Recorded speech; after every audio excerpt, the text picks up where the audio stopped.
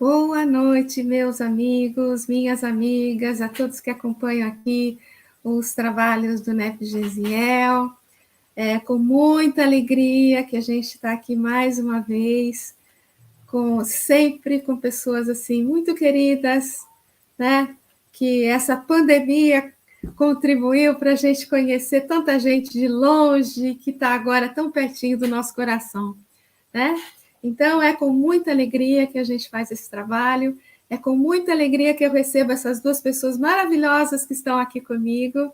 Primeiro, o meu amigo Nilson, que é colega aqui nosso do NEP Gesiel, que é um grande colaborador nosso, e o nosso amigo especialíssimo de hoje, o Albucacis. Seja muito bem-vindo, meu amigo, sinta-se abraçado pelos nossos corações. Mas eu vou passar a primeira palavra para o Nilson, para ele cumprimentar os nossos amigos. Nilson? Boa noite, Val, Albucacis. Val, obrigado pelo convite. Albucacis, seja muito bem-vindo ao Papo de NEP, nosso querido convidado de hoje. E também todos que estão nos acompanhando nesta noite de estudo, sejam todos muito bem-vindos. Albucacis, a palavra é tua para cumprimentar, faz lá o seu boa noite. Boa noite a todos, né? Em primeiro lugar, sempre agradecer a Deus a oportunidade de falar de doutrina espírita, de falar de espiritismo, de falar de evangelho, que a gente poderia dizer com Allan Kardec que é tudo a mesma coisa, só que com um olhar diferente, né? Então, ele fala que o verdadeiro espírita é o cristão verdadeiro. Então, o cristianismo também é o espiritismo com outro olhar, né? Sob outro enfoque. Então, agradeço a você, Valdete, pela oportunidade de estar em boas vibrações, falando de evangelho, falando de doutrina espírita, falando de espiritismo. Nós que agradecemos, Albucacis, a sua presença aqui, agradecemos imensamente a tua disposição, o teu carinho, tua dedicação, né, pelo estudo e por estar aqui com a gente. Mas antes da gente começar, como sempre, né, vou convidar nossos amigos para nos acompanharem numa prece que eu vou pedir para o nosso amigo Nilson fazer para a gente. Com muito prazer. Vamos, então, serenar nossos corações, nossa mente, para que a gente possa estar receptivos a receber os conhecimentos da noite, que a doutrina espírita, que Cristo traz para nós por meio do seu evangelho luminoso. Vamos pedir que aquele amigo que está mais próximo de cada um de nós, que foi confiado a cada um pela misericórdia divina, que nos acompanha, que auxilia para que a gente possa assimilar, entender, compreender essas palavras luminosas que vêm do Evangelho, essas pérolas que, quando juntas, formam um lindo colar, a semelhança que Emmanuel vem trazer para nós no prefácio da obra Caminho, Verdade e Vida. Esse amigo é o nosso anjo da guarda, aquele mentor, aquele espírito que fica ao nosso lado, não como babás, mas como amigos, que torcem para que a gente possa também sair vitoriosos neste bom combate, nesta reencarnação, neste projeto. Vamos pedir para que ele esteja conosco hoje, nesta noite, nos auxiliando a receber esse néctar divino que vem do Evangelho. Santo anjo do Senhor, nosso zeloso guardador, se a ti nos confiou a piedade divina, sempre nos rege, nos guarde, nos ilumine, nos dê bons conselhos e boas inspirações sob a luz imperecível do Mestre Jesus. Que assim seja, graças a Deus. Que assim seja, graças a Deus. Muito bem. Agora, meu amigo Albucacis, primeiro eu preciso pedir. A gente já estava conversando aqui nos bastidores, viu, pessoal? E ele já contou uma história muito interessante. Então, eu vou pedir para ele contar para vocês. Albucacis. O que significa esse nome? Que para nós é assim estranho, bonito, mas estranho, diferente. O pessoal da região de Manhuaçu conhece muito, porque lá tem, vamos falar assim, é a terra dos albucacis, né? Aqui no Rio de Janeiro, por exemplo, teve um capitão do Corpo de Bombeiro que namorou uma personagem, uma artista famosa, né? E que teve, inclusive, problemas, que era José Albucacis. Mas esse nome eu herdei do meu pai, eu sou filho, né? E ele é o pai. E o nome significa o pai do pastor. É um nome árabe, né? E é um acrônimo do nome de Maomé. Então, eu não sei pronunciar, né? Gostaria até de conhecer alguém. Eu me lembro que há algum tempo eu conheci um senhor que ele era turco e quando eu falei o meu nome destrinchado, que ele entendeu, né? Eles têm assim um respeito, uma certa veneração pelo nome do profeta, né? Então, na minha linguagem, que não é correta, seria Abu al-Qassi Mohammed. Então, significa o pai do pastor, né? Então, é muito bacana. Inicialmente eu não gostava, mas depois que eu descobri que é um nome famoso, falei, opa, agora eu posso usar à vontade. Aí todo mundo, cada um me chama de um nome, é de Buca, de Boca, de Cassis, de Maurício, e vai por aí afora. Então, o importante é ser universal, né?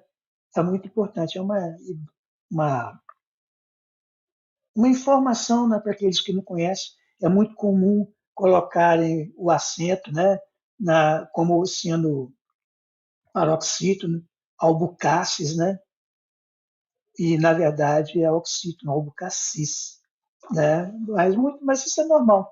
Então as pessoas já procuram, a gente já sabe como é que é.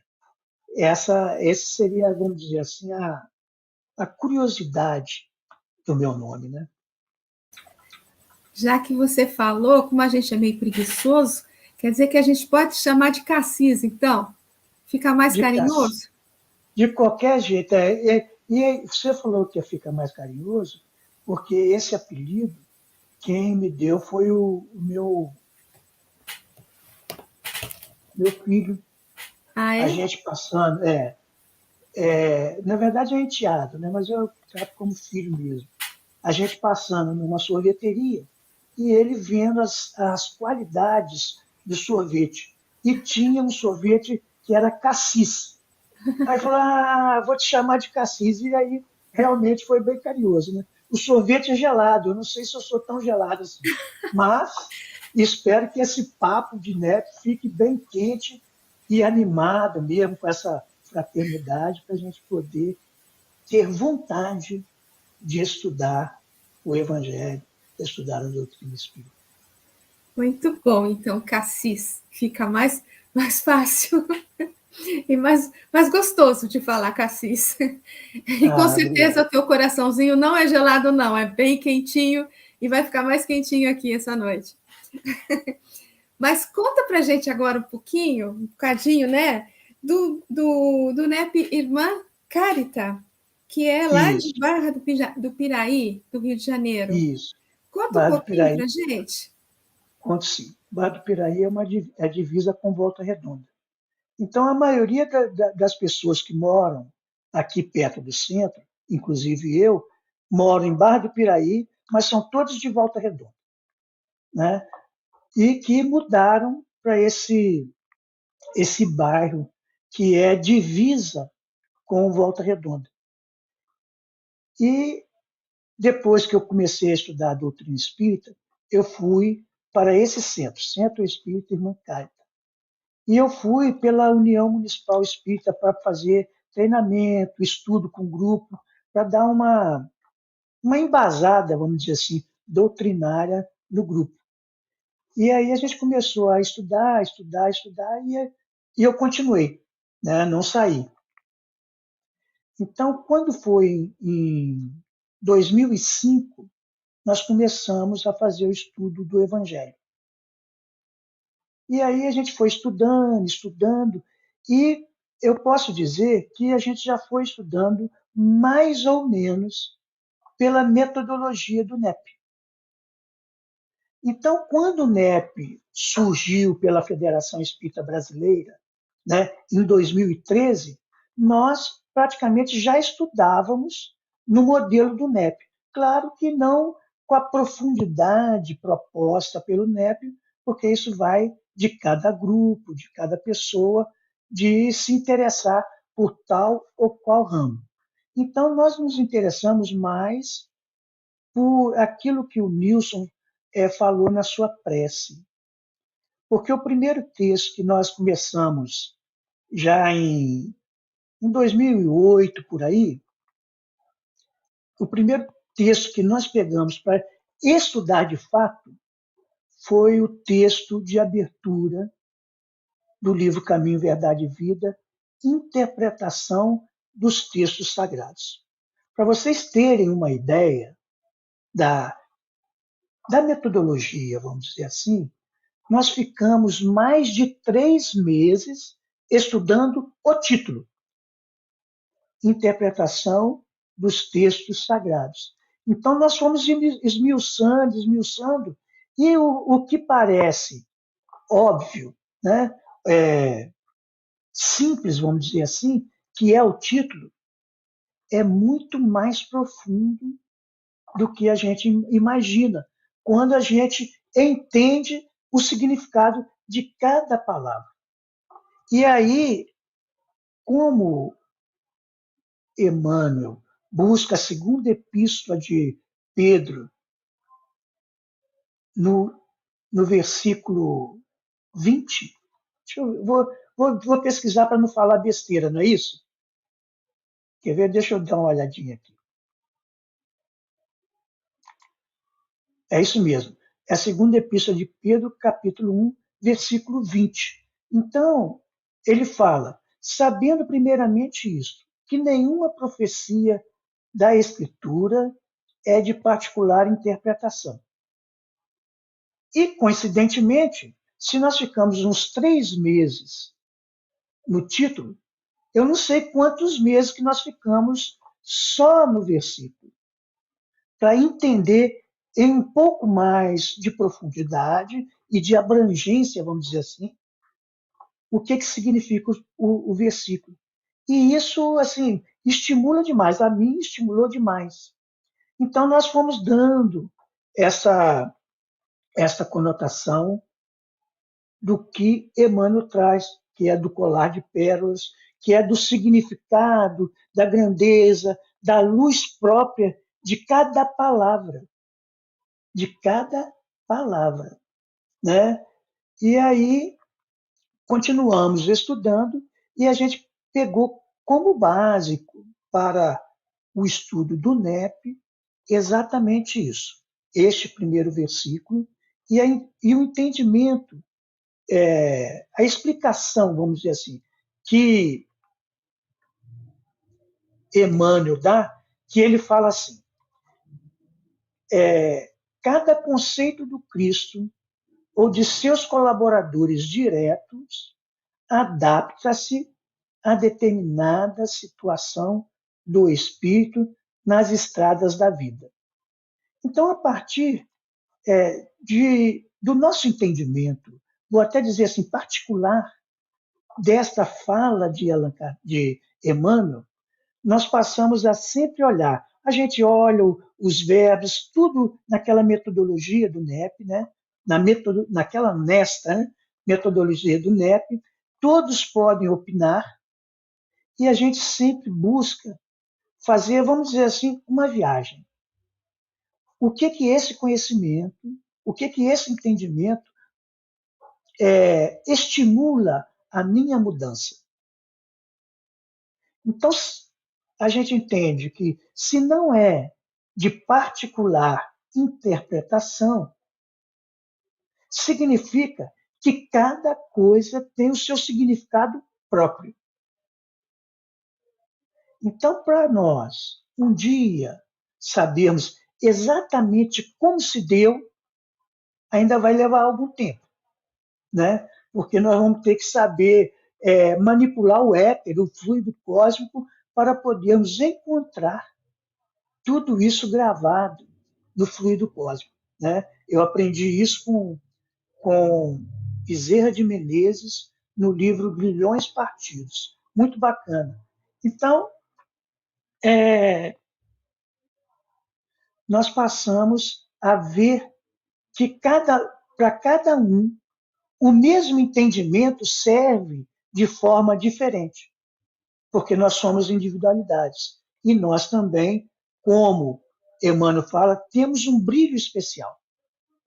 Então, depois da gente discutir bastante, a gente vai discutir, vamos dizer assim, que é aquele momento de terapêutico, aonde a gente trata de como aquela mensagem cai em nossos corações, estimulando a transformação. E aí, nesse ritmo, né, de sem pressa, quando surgiu, através da Federação Espírita Brasileira, o NEP, que é, em verdade,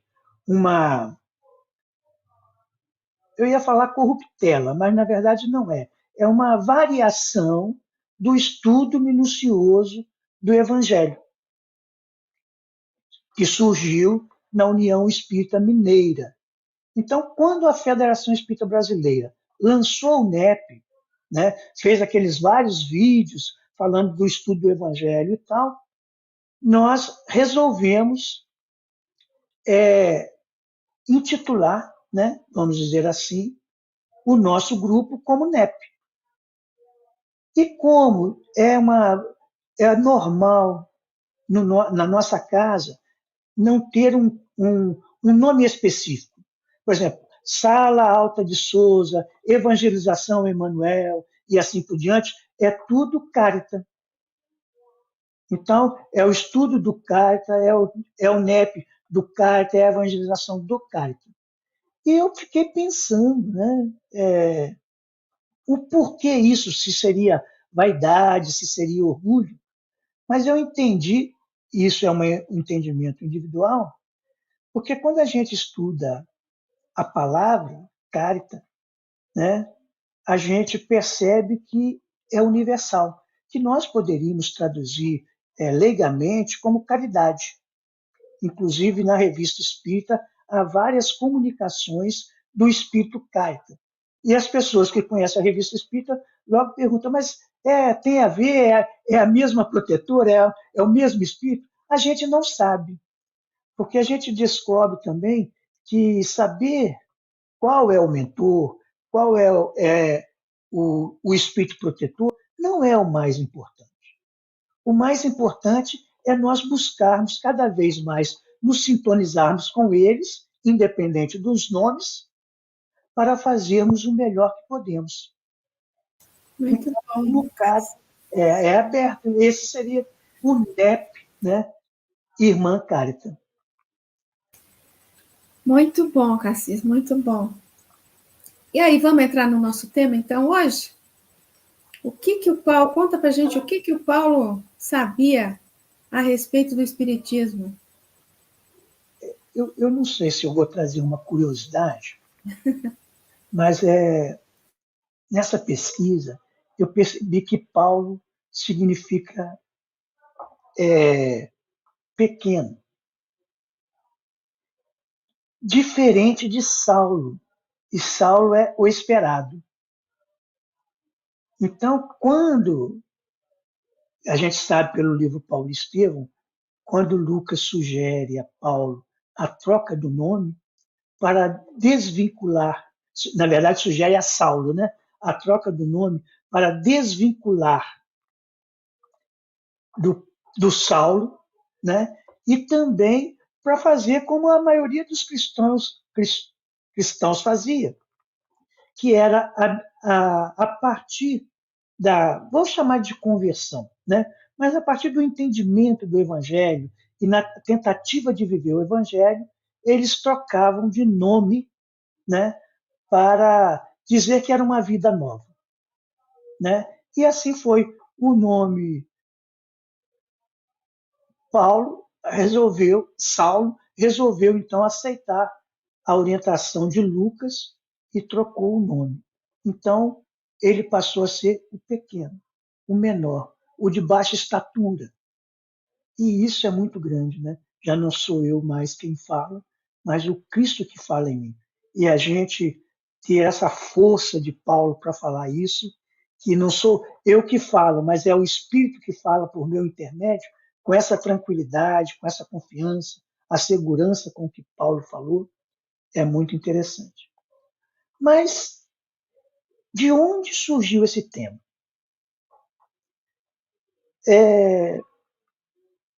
A Rede Brasil Espírita me convidou para fazer um trabalho, um estudo, né? E falou que o ideal que fosse sobre mediunidade. Então, eu lembrei da primeira epístola de Paulo aos Coríntios e comecei a fazer essa relação entre a epístola de Paulo e a mediunidade e, consequentemente, com o Evangelho. Ou, se quiser, consequentemente também com a doutrina espírita. Então, são tantas coisas que seria, vamos dizer, material para estudos e mais estudos. Né? A gente vai falar de forma superficial. Eu me concentrei, então, no capítulo 12, 13 e 14. No capítulo 12, Paulo aborda os dons espirituais, ou, se quiserem, os carismas, e na nossa linguagem, a mediunidade, que é a capacidade de perceber em um grau qualquer os espíritos ou a influência dos espíritos. Então, Paulo, no capítulo 12, ele trata de todas essas variedades de dons. Ele chama de dons. No capítulo 13, ele trata, segundo a tradição, do amor. Mas as traduções mais modernas, inclusive a da Bíblia do Almeida, de 1969, eles já trocam a palavra amor por caridade. E a curiosidade é que também no Evangelho segundo o Espiritismo, Allan Kardec também, na mesma passagem do capítulo 13, ele troca a palavra amor por caridade. E a gente pergunta por que Allan Kardec, já naquela época, trocou a palavra amor por caridade. E é interessante que o título é A Caridade segundo São Paulo. E com isso para entender, a gente precisa buscar, por exemplo, o Evangelho segundo o Espiritismo, a própria carta de Paulo e as obras da codificação. Para a gente entender esses 3 capítulos, porque no capítulo 14 ele trata de 2 tipos de dons: o dom de profecia e o dom de línguas. E aí a gente começa a tentar entender o que é profecia e o que é o dom de línguas. Mas Allan Kardec fez isso, quer dizer, Allan Kardec destrinchou cada versículo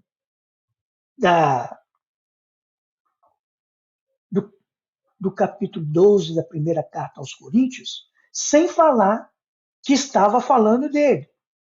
Então, quando a gente compara o capítulo 12 da primeira epístola aos Coríntios e o capítulo 14 do Livro dos Médiuns, casa perfeitamente. Eu tenho um quadro, se eu poderia Valdete, apresentar o quadro aqui para vocês? Você acha que tem condições? Claro, é só você compartilhar aí que eu ponho aqui. Então tá bom. Então, você não quer que eu compartilhe aqui? Isso, pode compartilhar. Posso. Então eu vou compartilhar então para que vocês tenham uma noção, tá, gente? Olha só.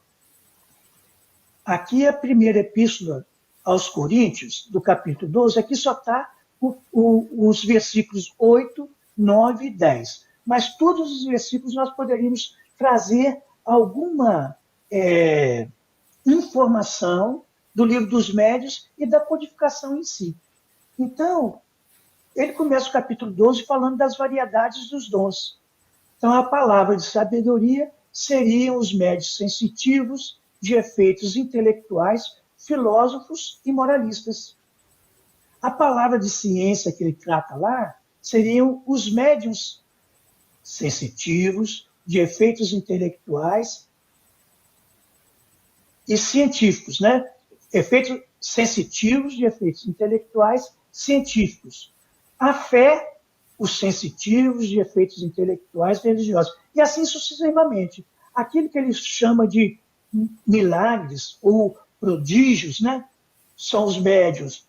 Tem os dons de curar, que são os médios curadores, e o dom de curar, a gente tem que lembrar, que são efeitos físicos, os curadores. E os milagres, os tiptólogos, motores, translações, tudo que vocês estão vendo aqui, eu vou ficar repetindo, fica. E a profecia seriam os proféticos. Mas, quando a gente vai estudar a profecia, depois eu vou falar um pouquinho, também há algo interessante para a gente falar. O discernimento de espíritos seriam os médiuns audientes, videntes, sensitivos e intuitivos. Lembrando que todos são de efeitos intelectuais. Hoje em dia, o discernimento de espírito, além dos médiuns, nós podemos evocar aqueles que eles chamam de atendente, de doutrinador, né? Ou seja, aqueles que precisam interpretar e discernir sobre a manifestação do Espírito. Variedades de línguas seriam os poliglotas, os médios poliglotas, e a interpretação de línguas também, os intuitivos e inspirados, para entender aquilo que os Espíritos falaram. Então, essa seria uma comparação, não vou dizer grosseira, mas simples, da combinação da codificação espírita, mais especificamente o Livro dos Médios, com o capítulo 12 da primeira epístola aos Coríntios. Então você vê que isso, quando a gente vai estudar com os médios, é um prato feito. O que a gente percebe? Que tudo aquilo que Paulo falou sobre a mediunidade, Allan Kardec fala no Livro dos Médios. Eu já ouvi dizer, por exemplo, que o livro Desobsessão, de André Luiz, psicografia do Valdo Vieira, é uma síntese do Livro dos Médios. E quando você vai estudar, conhecendo, pelo menos em parte, o Livro dos Médios, quando você vai estudar o livro Desobsessão, você fala que, de fato, é uma síntese. Quando você estuda com a metodologia do NEP, ou seja, estuda miudinho, tentando entender cada palavra, tentando entender cada palavra dentro da frase, tentando entender cada frase dentro do parágrafo, cada parágrafo dentro do texto em relação ao assunto. E isso, por isso que leva tempo. E por isso que essa metodologia não tem pressa, porque o conhecimento é infinito, né? Ou, se quiserem, é quase infinito. E aí, quando ele trata das profecias, quando a gente fala em profecia, a gente entende normalmente especialmente os leigos, como predições. Ou seja, aqueles que preveem o futuro, fazem previsões daquilo que vai acontecer. Com o livro dos médiuns, nós descobrimos que essas predições são possibilidades de acontecer, mas não significam que acontecerão. Por quê? Para que as predições aconteçam, são necessárias uma série de circunstâncias.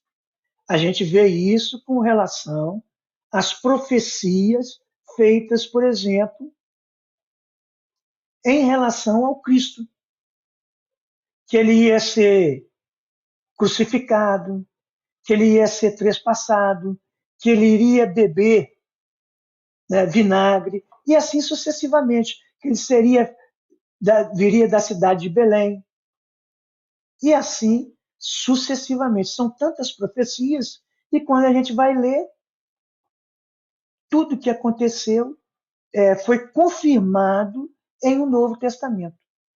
Inclusive a traição de Jesus, que todos perguntam se Judas veio para trair Jesus. E a gente, estudando a doutrina espírita, sabe que Judas não veio para trair Jesus. Mas, como todos nós, mesmo sabendo, tendo um erro de interpretação, cometeu a falha de entregar o Cristo. Então, isso a doutrina espírita nos consola. E como nós falamos de interpretação, e como cada um de nós pode dar uma interpretação diferente para cada palavra, para cada texto e contexto do Evangelho ou da doutrina espírita, o que é o mais importante? Às vezes nós falamos assim, nós buscamos a verdade. Nós buscamos saber como de fato aconteceu. Este versículo que Emmanuel utilizou na introdução do livro Caminho, Verdade e Vida, mostra que nós temos que ser menos ansiosos, menos orgulhosos, menos vaidosos e talvez até adotar como lema a frase de Sócrates: só sei que eu nada sei. E isso é interessante. Quando acontece no NEP, que a gente entra no estudo do Evangelho, a gente chega a determinado ponto que a gente começa a pensar, pela vaidade, pelo orgulho, que a gente sabe muito. Mas aí a gente se depara com outras pessoas que sabem muito mais, que têm um conhecimento muito mais amplo. E aí vem um outro detalhe que é importantíssimo, não só no NEP, mas em todos ou para todos os grupos de estudos. Que mais vale estudar em grupo do que estudar isoladamente. Porque em grupo nós compartilhamos, nós dividimos com os outros aquilo que possuímos e também colhemos dos outros aquilo que eles sabem. Então, os nossos conhecimentos são aumentados. E é especificamente no grupo que nós descobrimos as nossas falhas, os nossos defeitos, os nossos equívocos, e é no grupo também que temos a oportunidade de, não vou dizer nem reparar, mas de modificar a forma de ver, de pensar e de agir. E esta é a forma sugerida por Jesus. E é também a forma sugerida por Paulo de Tarso nestes 3 capítulos. Claro que em todas as suas epístolas, mas como nós estamos nos referindo apenas a esses 3 capítulos. Então, a gente já sabe aqui, por exemplo, que profetizar não significa necessariamente prever o futuro, predizer o futuro. E isso nós aprendemos com Allan Kardec no capítulo 1 do livro A Gênese, Caráter da Revelação Espírita, para um entendimento, e também no Evangelho segundo o Espiritismo. Deixa eu ver aqui exatamente, eu anotei aqui, eu não sou muito de guardar esses versículos, não, esses capítulos, mas eu posso ver aqui, olha, no capítulo 5, no item 27, de Bem-aventurados os aflitos, e mais especificamente, no capítulo 14 do Evangelho segundo o Espiritismo, o dom de profecia de línguas. Então, vale a gente, quando ele fala dos falsos profetas. Então, quando Allan Kardec trata dos falsos profetas, ele fala que o dom de prever o futuro nem todos os profetas tinham. Mas alguns conseguiam prever o futuro. E porque alguns conseguiam prever o futuro, passaram a entender que todos os profetas previam o futuro. E aí, com isso, apareceu o quê? Os falsos profetas. Quem são os falsos profetas? São aqueles que manipulam os ensinamentos das Escrituras, ou da Bíblia, ou da doutrina espírita, ou do Novo Testamento, ou do Velho Testamento. Ou seja, manipula a letra, dando a sua interpretação em benefício próprio.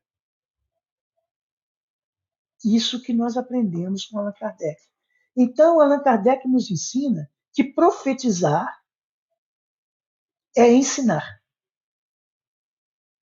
Ou, se quiserem, quando a gente vai estudar no capítulo 1 da Gênesis, Caráter da Revelação Espírita, a gente percebe que revelar é revelar algo que o outro não sabe.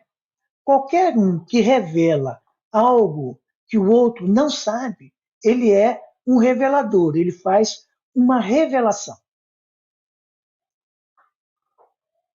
Então, vamos dizer que, neste momento, para alguns que possam estar nos ouvindo, eu estou fazendo uma revelação, ou seja, passando uma informação.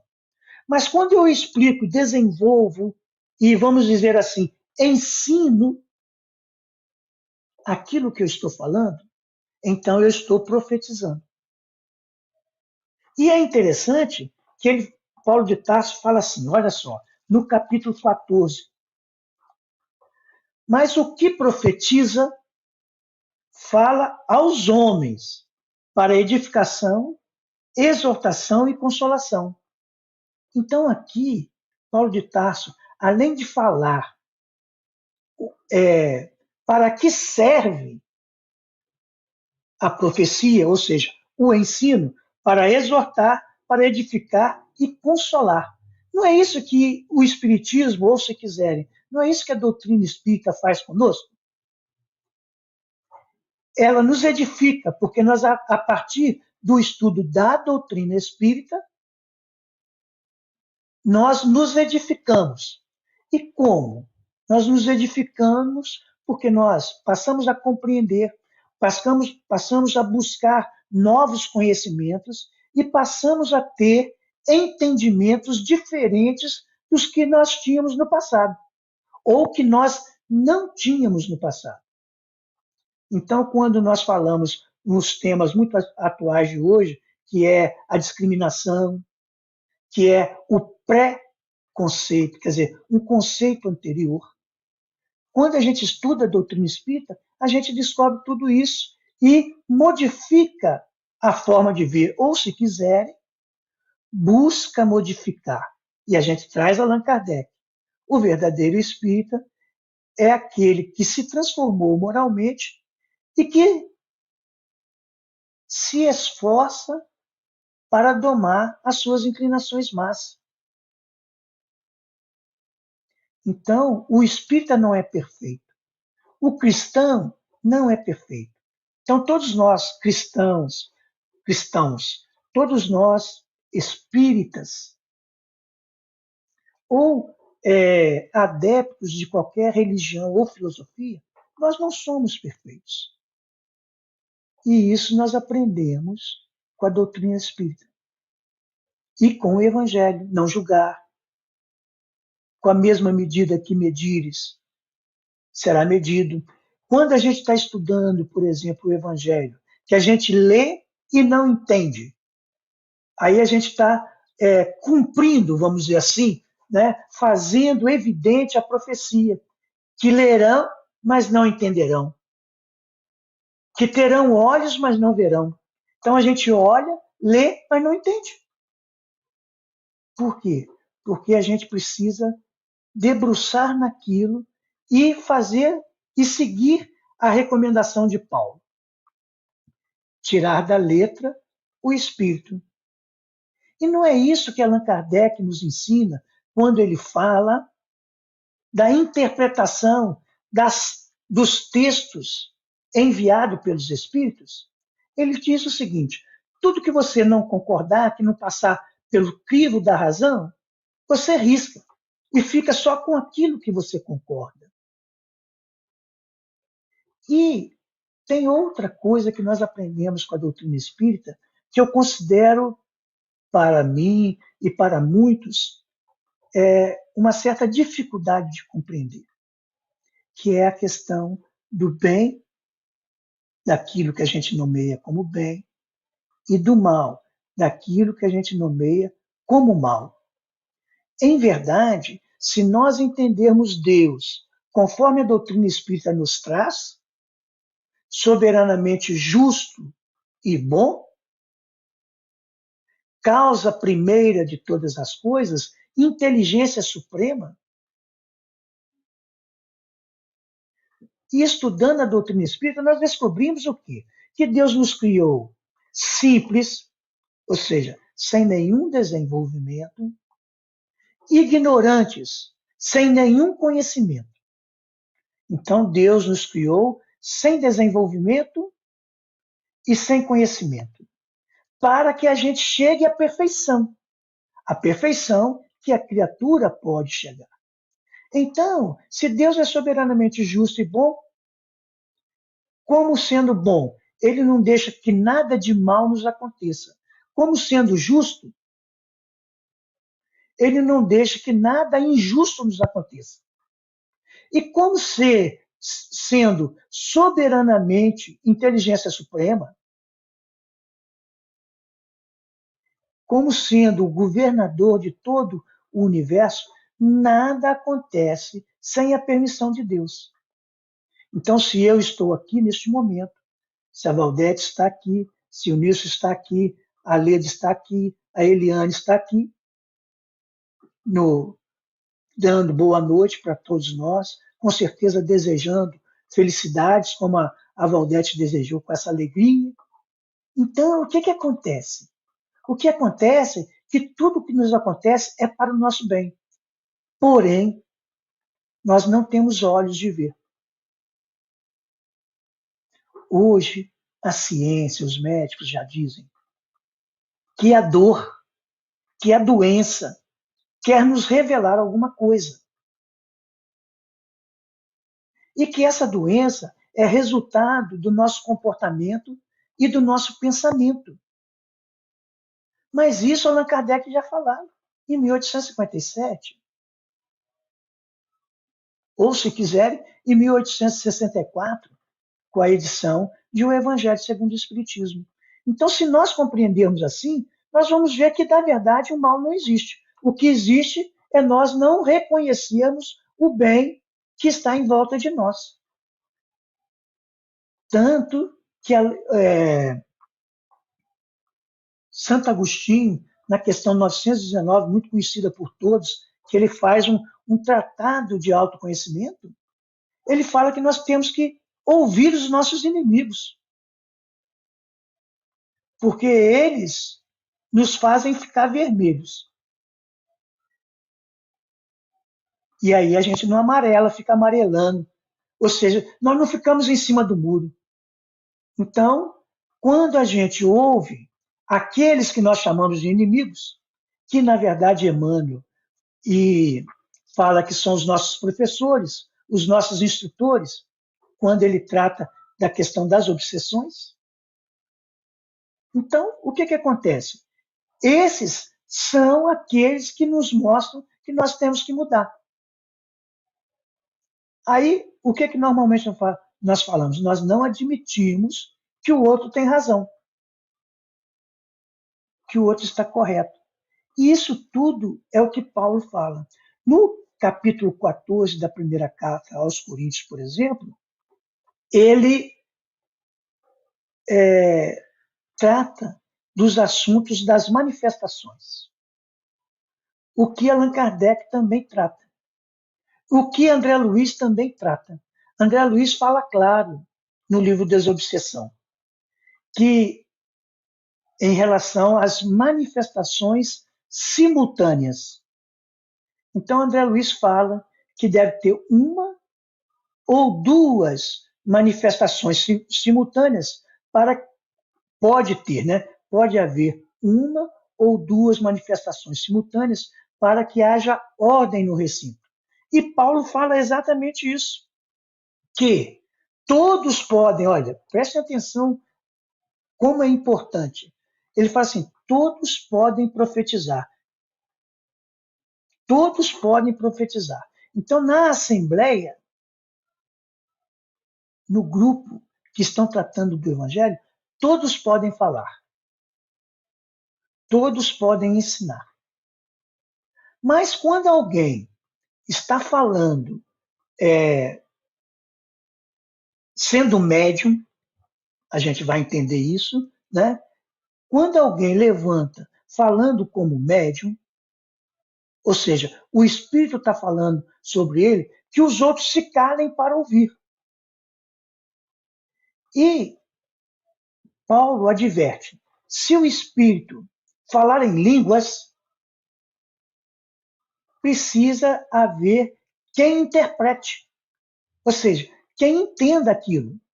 Então, o que adianta a pessoa manifestar um espírito, nem vou falar em línguas, manifestar um espírito na presença de leigos que não conseguem dialogar com o espírito? Só cria, por exemplo, influências menos felizes, confusões.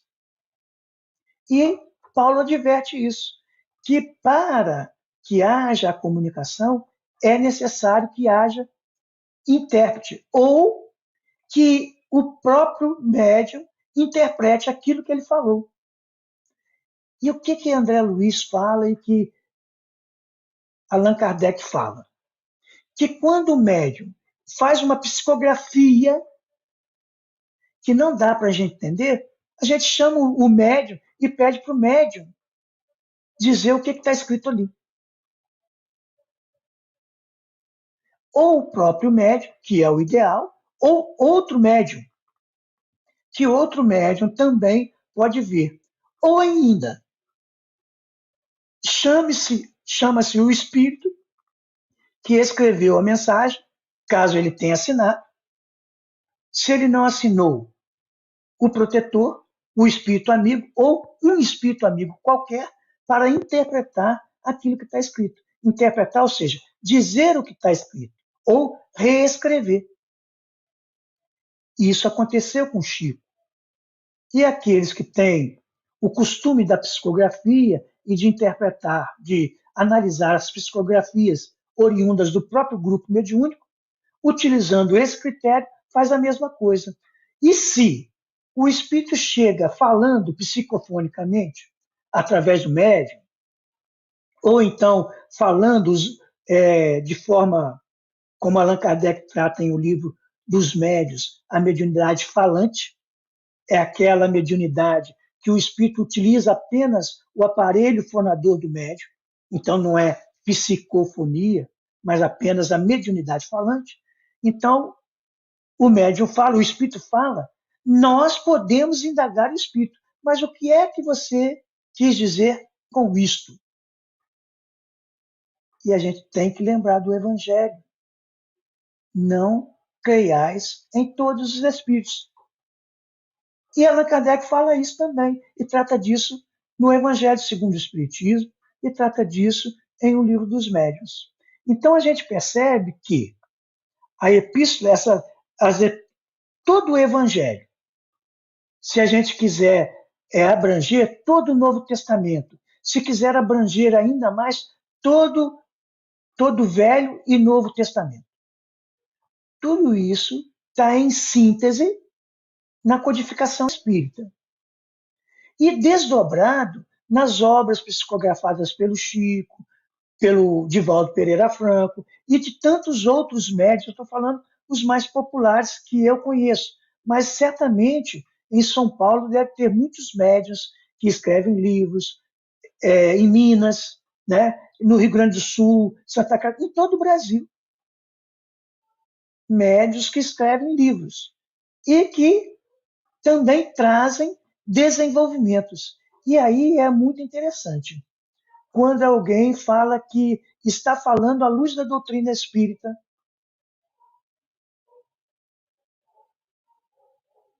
para falar à luz da doutrina espírita, o que é preciso? Em primeiro lugar, conhecer a doutrina espírita. Se nós conhecermos a base da doutrina espírita, que são aquelas consideradas 5 obras principais, Livro dos Espíritos, Livro dos Médiuns, Evangelho, o Céu e o Inferno, e a Gênese. Se nós conhecermos esses 5 livros e conseguirmos fazer a conexão entre essas obras, então, para falarmos à luz da doutrina espírita, nós teremos que falar, conhecer o assunto, não digo conhecer em profundidade, mas conhecer, pelo menos parcialmente, num conhecimento meridiano, o tal assunto nessas 5 obras. Porque a doutrina espírita está contida, a base da doutrina espírita está contida nessas 5 obras. Então, se eu falar à luz, se eu citar somente o Livro dos Espíritos, pode ser que eu esteja equivocado. E isso tudo a gente aprende fazendo essa comparação do Evangelho, da doutrina espírita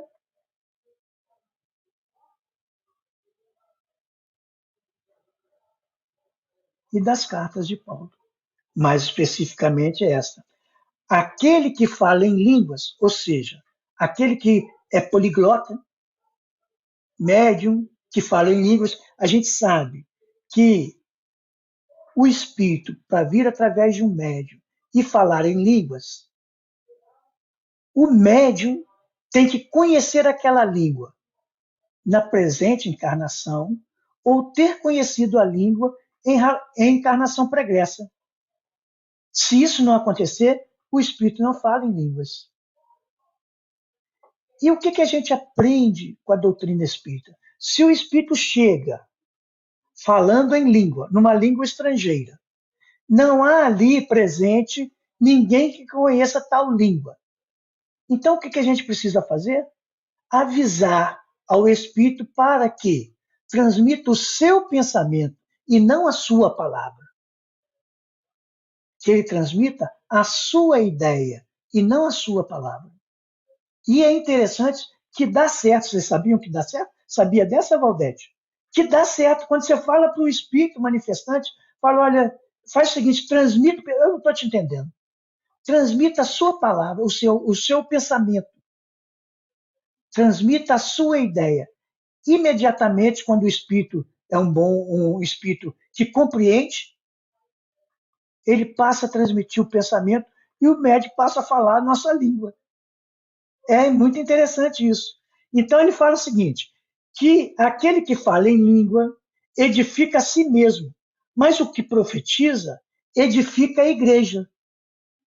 Então, se na reunião mediúnica ou em qualquer outro lugar o espírito se manifesta falando numa língua estrangeira, o médium pode entender, porque o médium captará o sentimento do Espírito.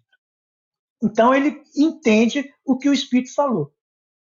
Ele traduz, ele decodifica através do seu sentimento.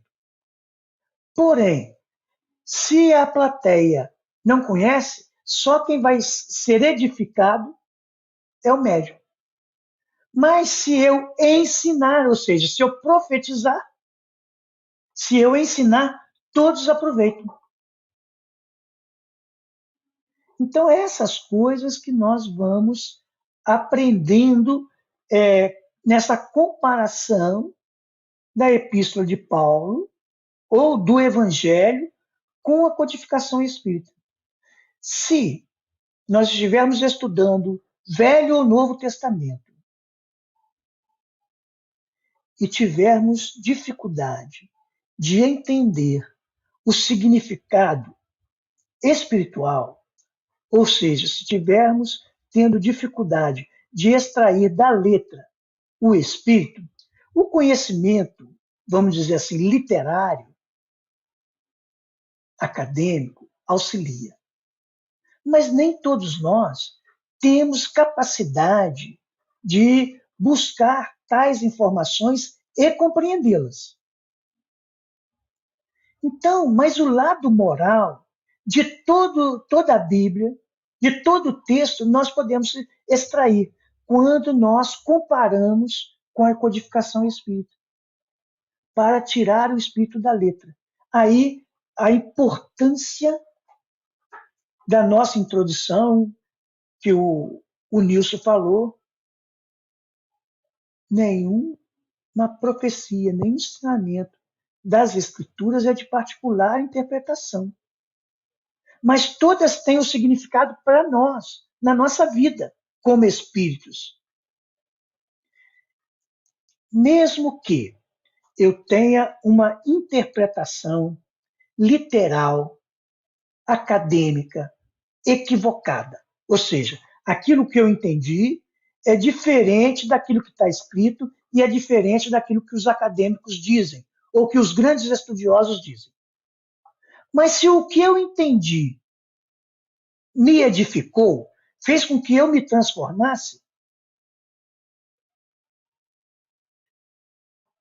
o estudo, o papel do novo, do velho, ou de qualquer escrito, está cumprindo o seu papel.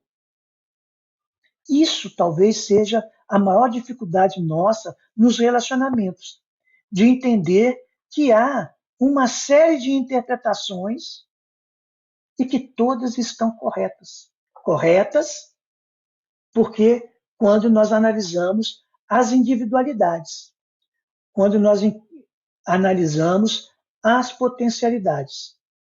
E quando nós discordamos das interpretações e abrimos um leque de possibilidades, nós estamos compartilhando com os outros e dando oportunidade dos outros verem outras interpretações. E nós não precisamos brigar por causa disso. Esta, a meu ver, é a vantagem. Vamos falar, por exemplo, um exemplo mais materializado do que eu estou querendo dizer. Você que está me ouvindo, certamente crê em Deus. E se você não crê em Deus, talvez você tenha dificuldade de entender o que eu estou falando. Mas nós sabemos que, de acordo com as diversas religiões, filosofias, crenças, cada um pode ter um entendimento diferente do que é Deus. Então, nós conhecemos interpretações, não citaremos as religiões, mas algumas interpretações de que Deus é um Deus vingativo, um Deus que pune a minha geração até a quinta geração, quando eu erro, quando a gente analisa o primeiro mandamento. Tem a gente que acredita nisso, que eu preciso fazer tal ou qual coisa, porque senão Deus me castiga. Se ele entende assim, e ele muda muda o pensamento, muda a palavra, muda a sua atitude, vai fazer diferença para ele acreditar do jeito que eu acredito? Talvez, se ele passar a crer em Deus do jeito que eu creio, do jeito que a doutrina espírita nos expõe, talvez ele sofra menos, talvez ele se agrida menos. Mas, como a cada um, segundo as suas necessidades, existem pessoas que ainda têm necessidade de rigor para que possam exercitar a disciplina. E a gente percebe que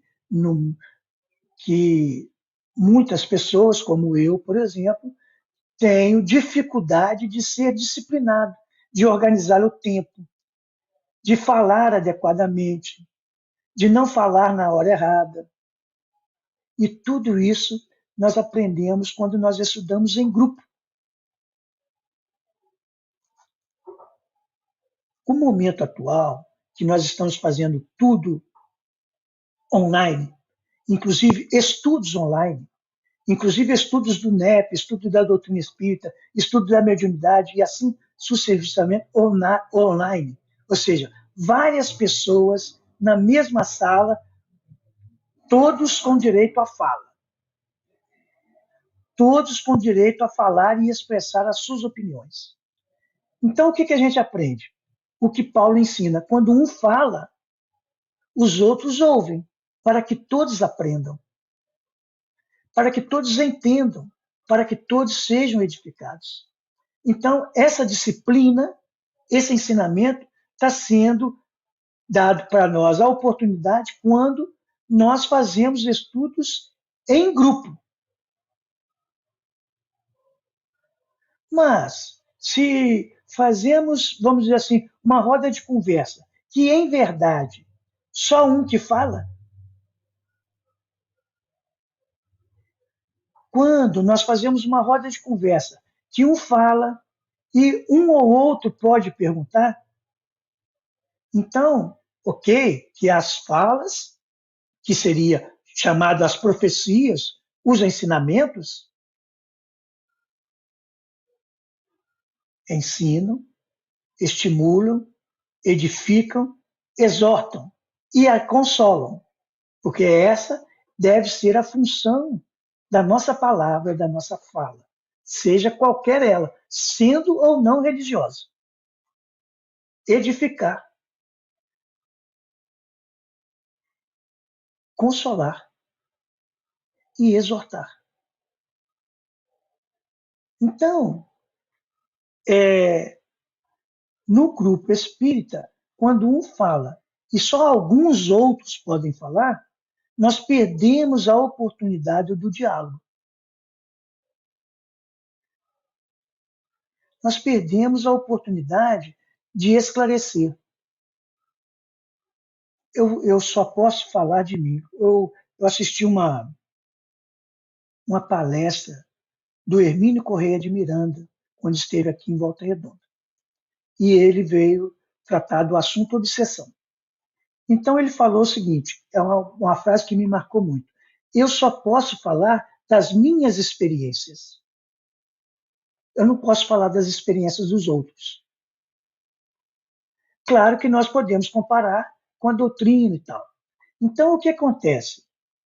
Quando a gente fala e o outro, no mesmo momento, tem a oportunidade de levantar questões sobre aquilo que nós falamos, há troca. Há o que eu chamo de intercâmbio, a troca mesmo. O aprendizado recíproco. O aprendizado recíproco. Mas quando o outro fala e eu não tenho oportunidade de esclarecer uma dúvida que eu tenho, ou esclarecer aquele assunto em questão, eu continuo sem ser edificado. Ou continuo sem ser edificado naquilo que eu precisaria ser. E aí vem novamente a metodologia do NEP. Eu usando uma expressão bem corriqueira, devagar, mas sempre. Inclusive, tem uma página de Emmanuel que fala caminhar sempre, progredir sempre. Eu não sei, Valdete, se já passamos do horário, se estamos no horário, se tem questões, como é que vai ser? Normalmente a gente está no horário. Acho que a gente está no horário, né? Mas foi muito boa a sua explanação, foi ótima, foi muito boa mesmo, muito esclarecedora. E não sei se o Nilson quer fazer alguma colocação, ou se você quer fazer aí umas colocações finais, porque a gente está no nosso tempo. Ah, beleza, então. O que eu repetir, né? Fala que educar é a arte de repetir, né? Então, e nós aprendemos com André Luiz, que na verdade não é André Luiz, se eu não me engano é Silas, que o homem, o ser humano, aprende por repetição. Então, se a pessoa lê alguma coisa e já entendeu, é porque ela já tem um conhecimento passado, que deu a ela base para compreender aquilo que ela está lendo. Mas se é igual eu, que não tem conhecimento passado, tem que ler, reler, ler, reler. Toda vez que for falar daquilo e esquecer, vocês estão vendo aqui, né? Eu esqueci, então eu vou consultar. E quanto mais imediato for essa consulta, mais eu retenho. Quanto mais emoção eu tiver, mais eu retenho aquilo. Quanto mais importância, quanto mais importante for aquilo para mim, mais eu retenho. Então, nós aprendemos por repetição. Então, eu diria aos nossos amigos que estão nos ouvindo, não tenhamos pressa, mas não fiquemos parados. Não corramos, mas caminhemos. Não vamos ter tudo.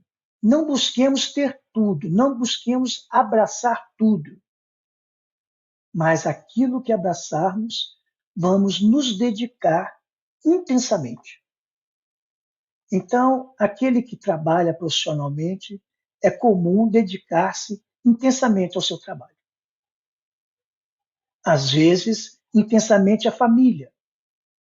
Mas nem sempre essas duas coisas nós conseguimos equalizar. É comum, especialmente nos dias atuais, as pessoas cuidarem muito da parte material e menos da parte espiritual. Quando digo aqui da parte espiritual, eu não estou dizendo de frequentar o centro espírita. Eu não estou dizendo de estudar a doutrina espírita. Eu não estou dizendo de estudar o evangelho, porque tudo isso é conhecimento, é edificação, e tudo isso nos dá base para que nós cuidemos do espírito. E cuidar do espírito ou da parte espiritual é aplicar a nós para a nossa modificação, porque a letra passa, a não ser as palavras de Cristo, que são palavras de vida eterna. Muito bom, Cassis. É, Muito bom. Então, felizmente a gente está aqui chegando no nosso finzinho, né? Nilson, não sei se o Nilson quer fazer alguma colocação, quer falar alguma coisinha. Interessante essa questão do que o Cassis trouxe para nós, do método interpretativo, né, que é tão importante para nós espíritas. E eu me lembrei daqueles vídeos curtos que o NEP Brasil fez acerca dos princípios do NEP. E tem o princípio interpretativo, né, contínuo, que nós devemos fazer das escrituras. É até a Flávia Contartese que vai apresentar esse princípio. Ela vai trazer um exemplo tão interessante que dos sábios judeus, que para eles as escrituras elas têm 70 facetas, né? E que à medida que o espírito, dependendo da escala evolutiva dele, ele vai acessar uma ou outra faceta, uma ou duas ou três facetas. E que à medida que a gente vai crescendo, se desenvolvendo e evoluindo, nós vamos conhecendo mais e mais facetas, e uma complementa a outra. Não é que eu descobri só uma faceta, é que eu estou incompleto, imperfeito. Não, a minha pode complementar o modo de interpretativo de uma outra pessoa, e juntos, como o Cassis disse, estudar em grupo tem essa importância, porque eu vou apresentar a faceta que eu interpretei, o meu outro colega a outra faceta, e aí juntos nós vamos formar esse imenso diamante, que ela vai dizer que esse diamante é a lei divina. E quanto mais a gente vai se desenvolvendo, mais a gente vai acessando, conhecendo. Eu estudo o Evangelho hoje, uma passagem bíblica hoje, daqui um mês, se eu pegar de novo, eu vou ter outra forma de interpretar, de estudar, de entender, né? A gente que participa do Letra Espírito, a Valdete sabe, a gente traz, principalmente quando a gente está com o Arthur, né? A gente está levando o fubá e está vindo com o angu já, com uma outra interpretação, muito mais abrangente e diferente da sua, né? E junto a gente forma que ele vai formando aquele diamante maravilhoso, que é a lei divina, que o NEP é essa ferramenta que nos faz conhecer aos poucos, faceta por faceta. É muito interessante isso mesmo, Cássia. Muito bom, Nilson, muito bom, muito obrigada. Mas, gente, a gente está aqui chegando ao final mesmo. Eu só queria lembrá-los, né, que a semana, nós vamos ter nas 2 próximas semanas 2 papos de NEP um pouquinho diferente. Nós vamos ter um bate-papo.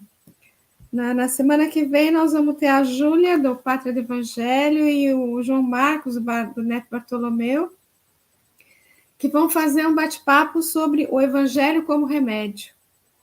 São duas pessoas da área médica, né? A Júlia é médica, o João Marcos é médico também, e vão trazer esse bate-papo. E na outra semana, nós vamos ter outro bate-papo com o Orson Carrara, Petra Carrara, e o Gustavo Gandalf, e o tema vai ser Para Onde Foram as Reuniões das Catacumbas, falar do desenvolvimento do movimento espírita, né? Então, vão ser 2 semanas aí um pouquinho diferentes, mas depois a gente volta trazendo de novo mais uma reflexão do Evangelho, né? Então, eu vou passar a palavra agora para os meus amigos para uma despedida, para umas últimas palavrinhas aí, para a gente poder encerrar a nossa noite aqui, tá bom? Primeiro, quem vai falar primeiro? Cassis, quer se despedir? Antes de você se despedir, a gente agradece muito a sua participação, foi muito valiosa, aprendemos bastante, né? Agradecemos imensamente a sua participação. Fique à vontade aí, querido. Valdete, Nilson, eu, na verdade, que agradeço. E eu lembro Francisco de Assis, que é dando que se recebe. Então, eu posso dizer que o que eu dei aqui foi o meu tempo para transferir o conhecimento que já está aqui, que todos podem, então, relembrar esses conhecimentos. Mas o que eu recebi foi a paz, a simpatia de vocês, certamente as boas vibrações daqueles que estão nos assistindo. Isso eu recebi.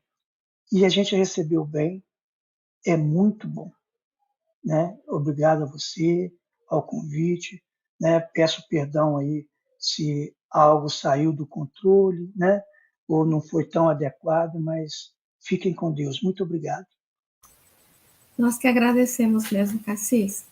Foi muito valioso aqui, sim. Com certeza foi maravilhoso. Nilson, você quer se despedir? Agradecer o convidado da noite por ter apresentado para nós esse método interpretativo tão importante que nós temos que sempre nos lembrar, né, para o estudo do Evangelho, e a todos que nos acompanharam essa noite. Muito obrigado, um abraço e boa noite a todos. Eu que tenho que agradecer a todos mesmo, né? Ao Nilson, ao Cassis, aos nossos amigos que estiveram aqui com a gente, principalmente a Ledinha e a Eliane, que sempre estão aqui, todas as semanas estão aqui, e todos os outros que estiveram aí com a gente agradece muitíssimo, agradecemos demais, E, se Deus assim o permitir, estaremos aqui de volta na próxima semana, às 20 horas, na quinta-feira, com o bate-papo aí da Júlia e do João Marcos. Eu acho que promete que vai ser muito bom. Um grande abraço, um grande beijo no coração de todos. E, mais uma vez, cuidem-se, meus amigos, cuidem-se. Um beijo, fiquem com Deus.